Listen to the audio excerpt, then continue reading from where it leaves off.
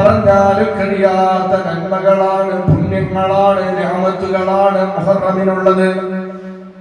അതുകൊണ്ട് മുസ്ലിമീങ്ങൾ ഏറെ പ്രതിസന്ധി നേരിടുന്ന, പ്രയാസങ്ങൾ അനുഭവിക്കുന്ന, ഭീഷണിയുടെ ഈ പുതിയ കാലത്ത് ഓരോ മുഹറം ഇങ്ങനെ കടന്നു വരുമ്പോൾ ആത്മവിശ്വാസത്തിന്റെ 1000 ആർജവമുള്ള ചരിത്രമാണ് മുഹറം നമുക്ക് പകർന്നു നൽകുന്നത്.